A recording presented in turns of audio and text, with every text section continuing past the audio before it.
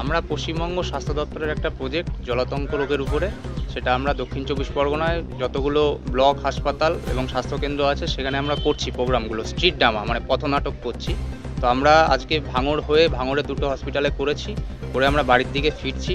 তো হঠাৎ এই অশোকনগরের এখানে দেখি যে একটা লরি দাঁড়িয়ে আছে এবং আমরা সেই বুঝে গাড়িটা এসে সাইড করেছি।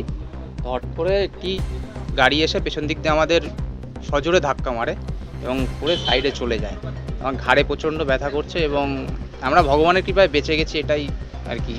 কতজন ছিলেন আপনারা? আমরা গাড়িতে টোটাল ছিলাম 4 জন। কতটা ক্ষয়ক্ষতি হয়েছে? গাড়ির পেছনটা তো পুরো ড্যামেজ হয়ে গেছে, এছাড়া আমার ঘাড়েও একটু পেন করছে এখন। পুলিশ এসেছে? হ্যাঁ, পুলিশ এসছে, প্রশাসন পাশে আছে, দেখা যাক কতটা পাশে থাকেন তারা। কি বললেন তারা? তারা ব্যাপারটা হ্যান্ডেল করছে এবং আমরাও আশাবাদী প্রশাসনের কাছে। আপনারা কোথায় যাচ্ছিলেন?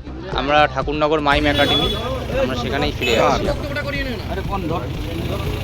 আমার বাড়ি চাঁদপাড়া, আমাদের স্যার যিনি আছেন উনি ঠাকুরনগরে বাড়ি। ওনাকে আনিয়ে দিতে যাচ্ছিলেন?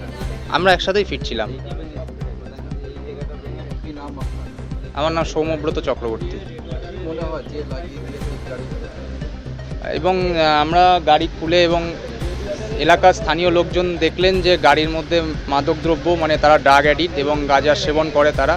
তো প্রশাসনের কাছে অনুরোধ করব, এই ধরনের ড্রাইভার যারা আছেন, যারা নেশা করে নেশা আসক্ত হয়ে গাড়ি চালান, তাদের কঠোর ব্যবস্থা নেওয়া হোক, যাতে পরবর্তীতে এরকম দুর্ঘটনা যাতে না ঘটে। পিডব্লিউডির রাস্তাটা আপনারা একটু খেয়াল করুন। পিডব্লিউডির রাস্তা আর ফুটপাথটা কতটা ডিফারেন্স। একটা গাড়ি যখন পাশাপাশি রেষারেষি করে যাচ্ছে তখন কি হচ্ছে, একটা গাড়ি সে একটা চাকা তার নিচে নেমে যাচ্ছে, তখনই আমাদের একটা গাড়িগুলো পাল্টি হচ্ছে। এরকম করে অসংখ্য অ্যাক্সিডেন্ট, এর আগেও এই 200 মিটার 100 মিটার আগেও 2-3বার অ্যাক্সিডেন্ট হয়েছে। এই অ্যাক্সিডেন্টগুলো যাতে পুনরায় না হয় সেই জন্য আপনারা সেইভাবে পিডব্লিউডির অন্তত দৃষ্টি আকর্ষণ করার চেষ্টা করুন। কি চাইছেন আপনারা এখন? আমরা এখন আজকে শুধু না, আমরা ভবিষ্যতের স্থায়ী বন্দোবস্ত করতে যাচ্ছি যে ফুটপাথটাকে আমাকে উঁচু করতে হবে। রাস্তা যখন উঁচু হয় তখন ফুটপাথ উঁচু করে না, তাহলে দুটোর মধ্যে একটা ডিফারেন্স হয়ে যাচ্ছে। আর ডিফারেন্স হয়ে গেলে তখন কি হচ্ছে, একটা গাড়ি যখন সাইডে নামছে তখনই গাড়িটা পাল্টি হওয়ার সম্ভাবনা থেকে যাচ্ছে। দাদা কি হয়েছে? হয়েছে এই গাড়িটা চালাচ্ছিল, এই গাড়িটা চালাতে ফার্স্টে একটা গাড়ি দাঁড়াইছিল, তারপর আরেকটা গাড়ি ছিল, সেটার পিছনে এত স্পিডে ছিল গাড়িটা চলে বিশাল মেরে তারপরে এই দোকান টোকান নিয়ে একদম ওই শাটার দোকান সব ভেঙে ঠেঙে নিয়েছে। 4টে বেঞ্চ, তারপরে একটা সাইকেল, এগুলি সব ভেঙে চলে। আমরা এখানে সবসময়ের জন্য এখানে বসে থাকি, আমি এখানে শুয়েও থাকি বেঞ্চের উপরে মাঝে মাঝে, বুঝলেন তো। আমি তো আজকে মরে যেতাম, আমি আর আরেকজন ছিল আমার সাথে, আমার বন্ধু, আমরা দুজন সবসময় বসে থাকি, প্রায় 4-5 জন মিলে এখানে বসে থাকি এখানে, বুঝলেন তো। তা এই যে গাড়িটা চালাচ্ছে এর ভিতরে গাঁজা পাওয়া গেছে, কলকে পাওয়া গেছে, এ তো পুরো নেশা করে পুরো গাড়িটা চালাচ্ছিল, পুরো গাঁজা হিরোইন খাওয়ার। আপনি দেখেন গাড়ির ভিতরে এখনও গাঁজা রয়েছে গাড়ির ভিতরে। এরকমভাবে যদি ড্রাইভার চালায় তো মানুষ মেরে ফেলে দেবে। হ্যাঁ, আমার দোকান চা কলনিস ফলনিস এইসব দোকান।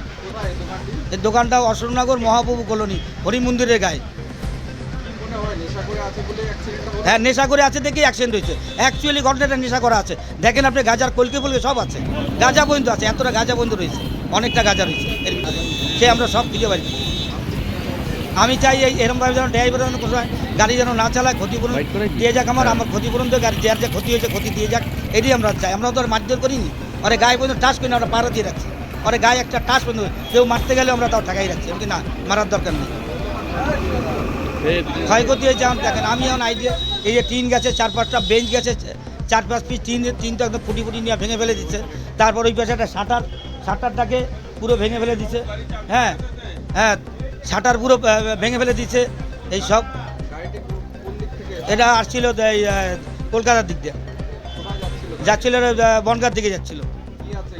গাড়িতে আছে চাল আছে, গাড়ির ভিতরে চাল বোঝাই আছে।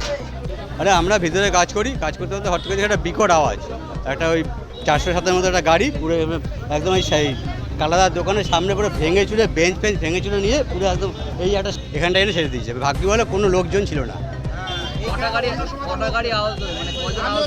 হ্যাঁ, না কোনো আহত হয়নি।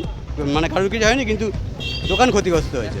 গাড়ির ড্রাইভার কি মদ্যপ অবস্থায় ছিল? আর মদ না খাওয়া থাকলেও গাড়ির ভিতর থেকে গাঁজার কোলকে গাঁজা পাওয়া গেছে।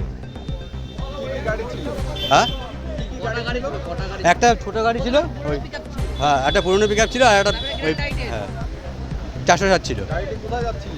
ওই কলকাতা থেকে বনগাঁর দিকে যাচ্ছিল। গাড়িতে কি ছিল? গাড়িতে চাল ছিল।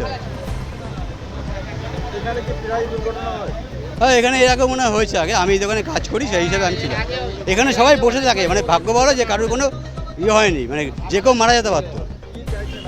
আমরা যদি সঠিক বিচার হোক, যা ক্ষতিপূরণ হয়েছে ক্ষতিপূরণগুলো সবাই ঠিকঠাক মতো যেন ক্ষতিপূরণগুলো পায়। সব গরিব মানুষ যার যার যা ক্ষতি হয়েছে সেই ক্ষতিপূরণগুলো যেন ঠিকঠাক মতো পায়।